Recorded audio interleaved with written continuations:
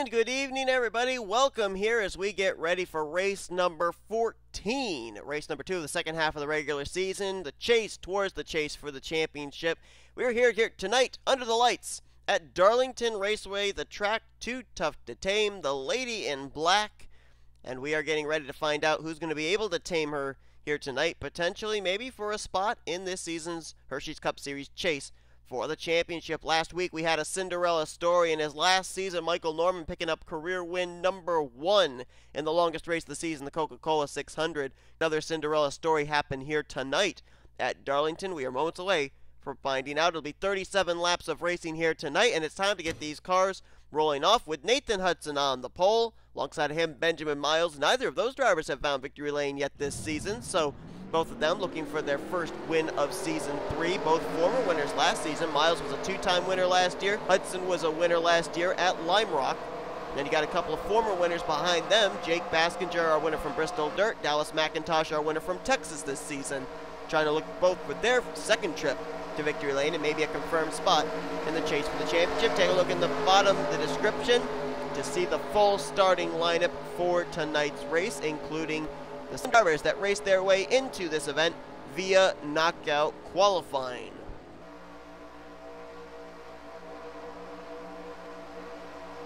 So this one should be interesting. Our Almond Joy Series race here last night went green flag from start to finish. We've got about twice as many laps to run tonight. We'll have to see if the caution flag waves in this one. And we saw DJ Curtis go to victory lane in the Almond Joy race, so we'll see if maybe somebody here tonight can go to victory lane for the first time in Season 3. Curtis, it was his first win of the Almond Joy Series last night. Green flag is out here in the Mountain Dew Southern 500. I apologize for the frame drop. It will settle out once these drivers seem to get out. It's initially on the green flag start that frame drop really happens.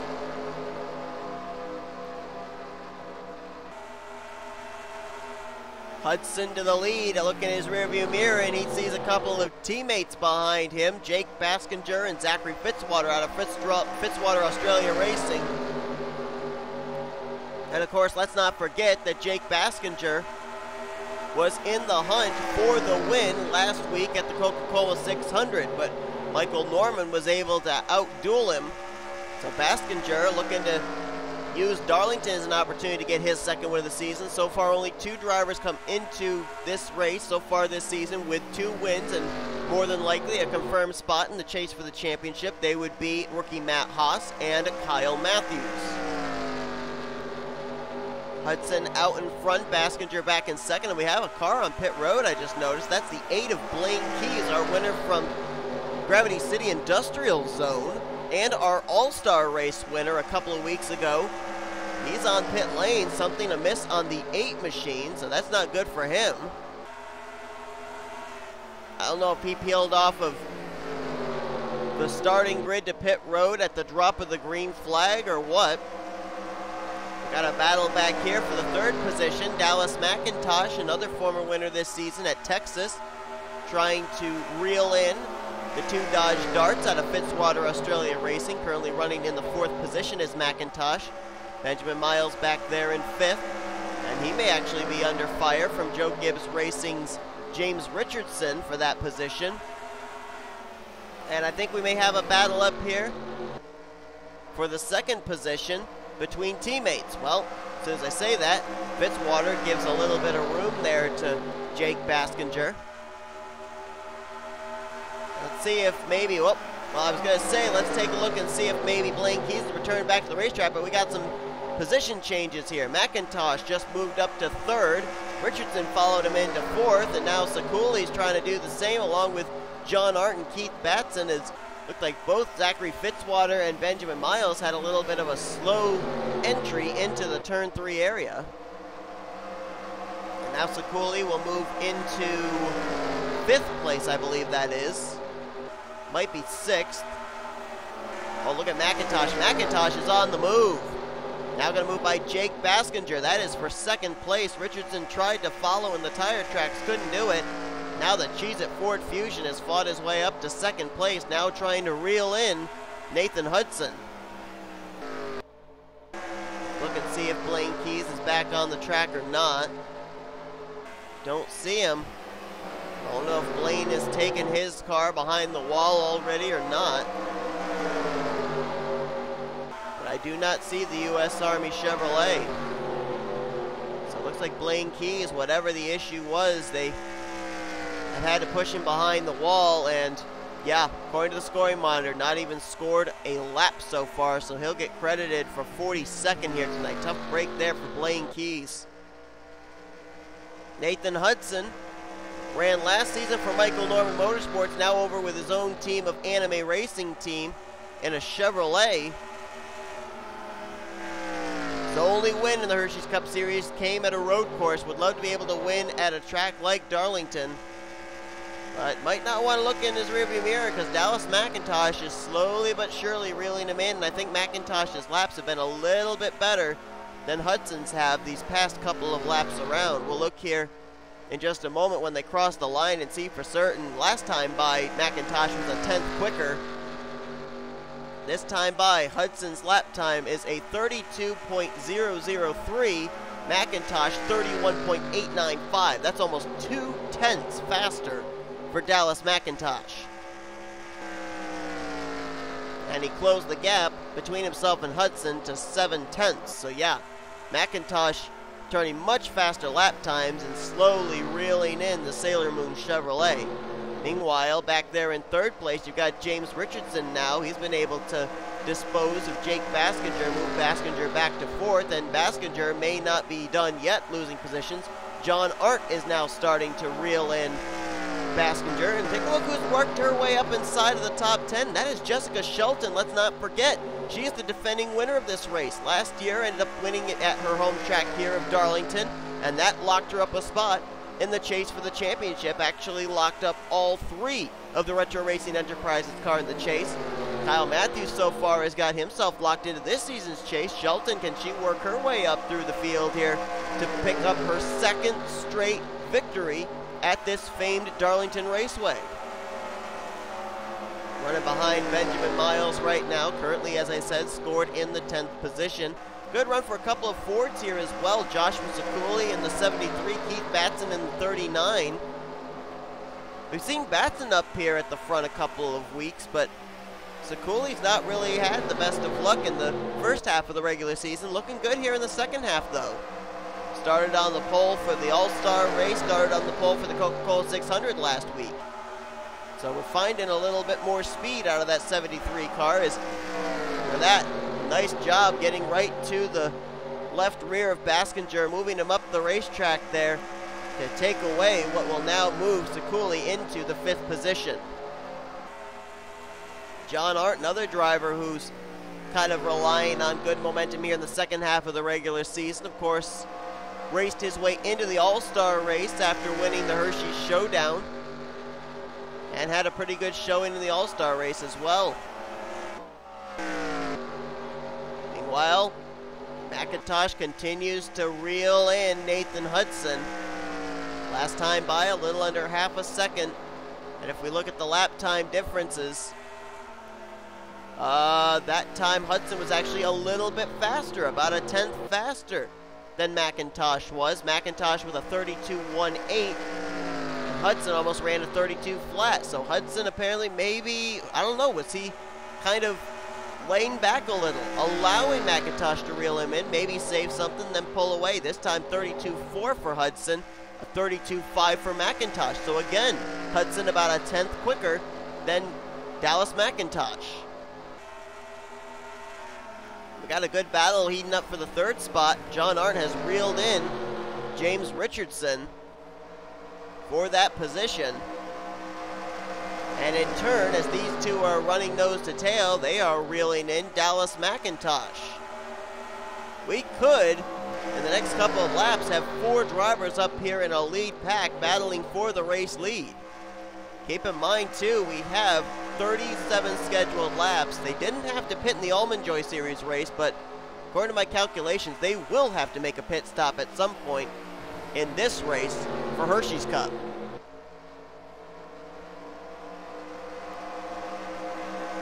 Take a look and see who's turned the fastest lap so far tonight, and that would be the current runner in 4th place, J Arndt, 31.066. Race leader Nathan Hudson, second fastest, actually tied with K Batson with 31.104s. And then the top 5, Anthony McCrury with a 31.109, and Joshua Ciculli, 31.117. Then Richardson, McIntosh, Miles, McIntyre, and go-home driver Zachary Stoltz is the 10th fastest as far as the lap time concerned. Take a look and see where a couple of those drivers, McCrury and McIntyre, where are those guys running to be able to lay down such fast lap times? Go quite a ways back. There's McIntyre. Scored last time by in the 19th position, battling with his teammate Dylan Young here. This time by scored still in 19th place. There's Michael Norman, our winner last week from the Coca-Cola 600. Right now scored in 21st. And for Anthony McCrury, here he is all the way back in 33rd. Zachary Stoltz just ahead in 32nd. See who the highest running of the go-home drivers is right now, and I believe it might very well be Zachary Stoltz in 32nd place. Here's Amore Studemeyer, O'Neill Balvin, Johnny Gardner, DJ Curtis, our winner from last night's Almond Joy race, all the way back in 40th, and there's William Duncan 41st. Shows how important track position is here. None of the go-homers have really fought their way up towards the front of the field. Highest running Stoltz in 32nd. Remember, the highest starter was 36th in the starting grid, so only 4 spots pretty much gained so far by the highest running go-home driver. Nathan Hudson continues to show the way, trying to pull a DJ Curtis from last night, lead every single lap. Gotta wonder if somebody might go off kilter as far as fuel strategy when they might come to pit road, because they more than likely will have to come to pit lane at least for Sunoco Racing fuel. This battle for second is heated up in the last couple of laps. J Arndt's taken a couple of looks to the inside of Richardson, not been able to make the move, is tucked back in line. Richardson, though, as soon as he gets up to the back bumper of McIntosh, haven't really seen him make a move yet. Now you're probably wondering why wouldn't he? Well, keep in mind, as I said, this is going to be more than likely a fuel strategy race. And with that being said, whoa, look at there, J Arndt moving Richardson out of the way. Actually almost had to go to the apron to avoid wrecking Richardson, and now the two of them have to regroup and try reeling McIntosh back in. But you run right behind another race car, they're cutting the air for you. That allows a little bit better fuel mileage. And so, Richardson and J Arndt, prior to that move they made over in turn 1, they might be thinking that they will allow the 16 to use up fuel, cutting the win for them. They'll save fuel and maybe not have to pit as early as Dallas McIntosh might. Oh, and again, almost exactly the same thing happening this time. And J Arndt says, I'm not going to let you in this time. J Arndt kept his foot in the throttle, almost kept it to the inside of Richardson. Richardson not only trying to get to the inside of McIntosh, but trying to block J Arndt, and you can only block somebody so many times here. This may be considered a, I think Darlington's about, Darlington's a mile and a half. I might be wrong. Might be a little over a mile long, but Darlington can run the same kind of traits as a short track can as far as drivers settling the score amongst themselves. As that time, Richardson again throwing the block on J Arndt, but at least this time had him cleared when he threw the block. And I don't know, Arndt might be very tempted to hook that 11. Better keep our camera on these two. Two have been racing each other pretty hard, and J Arndt's not going to take any guff from Richardson, that's for sure. Keep in mind, James Richardson made the chase for the championship last year. Arndt did not. Look at this. J Arndt says, all right, you're not going to let me by. I'm going to take the spot. And very easily made the pass on James Richardson there through turns 1 and 2. Now he sets his sights on Dallas McIntosh for second. He's going to get to the inside. Whoa, look out. J Arndt all of a sudden has kicked it up to another gear. A couple of other drivers have cracked the top 10 now, I just noticed. 9th and 10th place. Emmanuel Hartnett, our winner from Eldora. Tim Walch, our Go-Kart winner last year, and I believe it was Texas. And Charles Sandfer. Charles Sandfer up here in the mix now. In that Valvoline Chevrolet, Daniel Voyles there as well.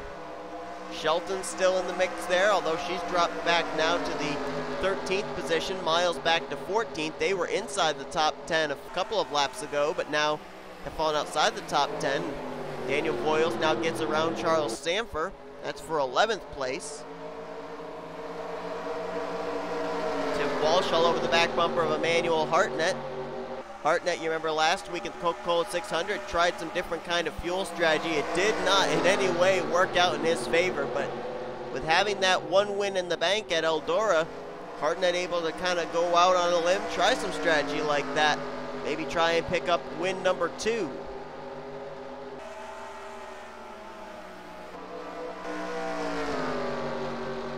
Dallas McIntosh lost second place to J Arndt, and now Nathan Hudson has lost the lead. J Arndt to the race lead now, out in front. First lead change of the night happens with about 11 laps to go. And with potential green flag pit stops looming. But J Arndt, that's big. J Arndt being able to get around not only Richardson, but then takes second from McIntosh and then runs down race leader Nathan Hudson. Now the only question I would have is, were Hudson and McIntosh, were they letting J Arndt go in order to save some fuel? Was J Arndt using up fuel, trying to get by them? Is he going to have to pit earlier than the drivers behind him?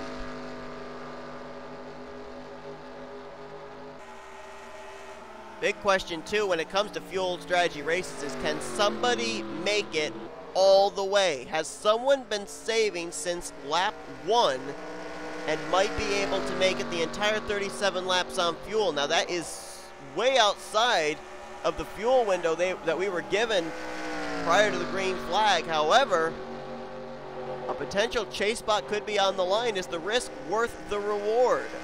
Potential reward, I should say.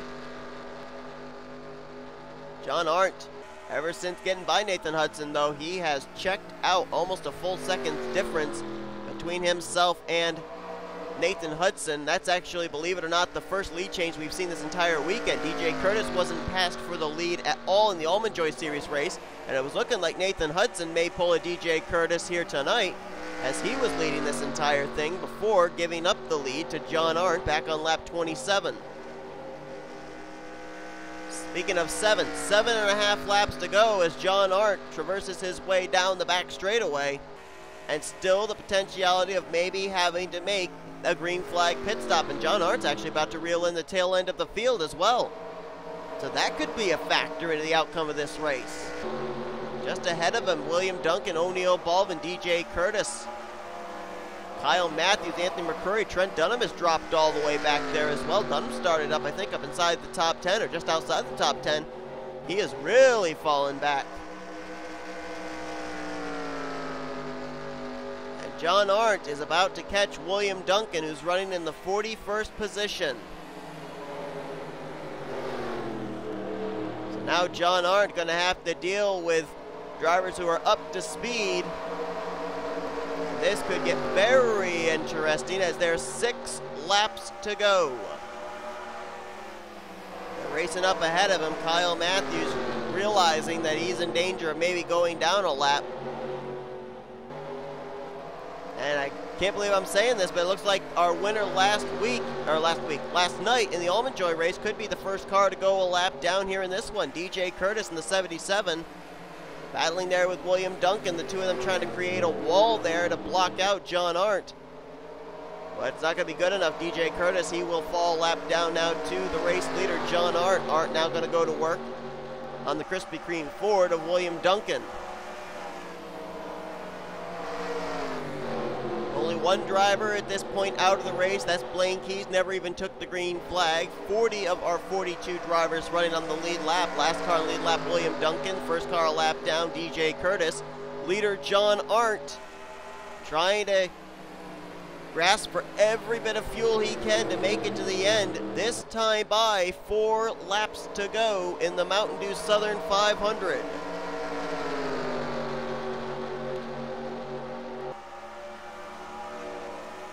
Can Arndt make it? Hudson running second, McIntosh, Richardson, Batson, none of them have come to pit road. Wow, Jon Arndt running right up on the back bumper of O'Neal Baldwin, trying to put him down a lap. Dives to the inside here, going into... Oh, wait a minute, I think Jon Arndt's coming to pit road. Indeed he is. Jon Arndt is pitting. Nathan Hudson's in. McIntosh. Is anyone going to roll the dice and stay out? Yes, Joshua Ciculli. Ciculli's going to risk it. Ciculli will stay out. And there are 3 laps to go. Joshua Ciculli out in front. Did anyone... Oh, caution! Caution is waving! The caution flag is waving! Tim Walch stayed out. Hartnett stayed out. Sandfer stayed out. Fitzwater. Miles. Or is it Miles or Llamas? That's Llamas, actually. Llamas stayed out. I believe Gallighan may have stayed out. Cole Baker, I think, stayed out. McIntyre, Scott, Gilbert, Alvarise, Stoltz, Norman, Flickinger, Chris Dodd, Studemeyer Jr., Haas, Tellier, Michaels, Bryant, Gonzales, Gardner, Dunham, and McCrury. Matthews, Baldwin, Duncan, and Curtis. Those drivers all stayed out. And the race leader is going to be Joshua Ciculli under this caution. Race could enter caution. Perfect opportunity for drivers to clutch and try and make it on fuel. There's the skid marks in the turn 3 area. And oh, look at this! Ciculli's coming to pit road. Ciculli cannot make it on fuel. And who does that turn the lead over to? It might be Tim Walch. I think it is. Yes, it will turn the race lead over to Tim Walch. Ciculli cannot make it on fuel. Tim Walch gonna try and stretch it. White flag is displayed. Can Tim Walch make it up to speed? 4 more corners. Hartnett behind him. Then it's Sandfer. Then Fitzwater. And then Zachary Stoltz is now up in 5th. And I don't know what's going on here. Oh, whoa, look out. Tim Walch just ran into the back of DJ Curtis as drivers having difficulty knowing where they're supposed to be, and Hartnett's got to get himself back behind Tim Walch or he's going to get penalized. Hartnett is currently scored in 2nd. He cannot be ahead of the race leader when they cross the line. Is Hartnett going to back off? Hartnett's got to back off and let Tim Walch in line. Oh, looks like he's going to do it now here on the back straightaway. Keep in mind, last week, Michael Norman Motorsports went to victory lane with their team leader, Michael Norman. This could be the 2nd straight week an M&M driver could go to victory lane. Tim Walch, out of turn 4, no indication to pit road. Pit strategy and a late race caution will put Tim Walch in victory lane for the 2nd time in Cup Series career. Tim Walch will take the checkered flag in the Mountain Dew Southern 500 under caution here tonight at Darlington. And look at how jumbled the top 10 is. Hartnett will get 2nd, Sandfer gets 3rd, Fitzwater 4th, Stoltz in 5th. 6th place, Cat Tellier, JT Bryant 7th, Brandon Gonzales 8th, Cody Llamas 9th, and Sean Gallighan is going to get the 10th position. Cole Baker gets 11th, McIntyre 12th, Gilbert, Scott, and Alvarez complete the top 15, and then it's Dodd, Amore, Studemeyer, Ciculli will finish 18th, Matt Haas 19th, and last week's winner Michael Norman will get 20th. If you take a look down through the remainder of the finishing results and look at some of these drivers that were up there at the front. Jon Arndt, when the green flag pit stops began, he was the leader. He'll finish, oh look out, Johnny Gardner into Baskinger there. Jon Arndt will finish 23rd, McIntosh and Hudson 24th and 25th, Batson in 26th. Look further down and particularly some of the heartbreaks of when that caution came out. Jessica Shelton, Benjamin Miles, they were running up inside the top 15. They'll finish 35th and 36th, one lap down. 31 cars will finish this race on the lead lap. Srigley, Dylan Young, Dylan Poteet, Trent Dunham, Johnny Gardner, Anthony McCrury, William Duncan all finishing down a lap along with O'Neill Baldwin. And one car finished out of the race, never even got to take the green flag, that being Blaine Keys. But Michael Norman Motorsports, they are 2 for 2 in starting off the second half of the regular season. Michael Norman takes the checker flag last week at Charlotte, and Tim Walsh takes the checker flag here this week at Darlington. Could this give Tim Walsh a spot in his second career chase for the championship, as he made the chase for the championship back in Season 1? We'll have to find out. We're about to find out now what the point stands look like heading into next week. Thanks everyone for tuning in here to this race at Darlington Raceway. If you enjoyed it, be sure to give us a like, subscribe, become part of the crew today.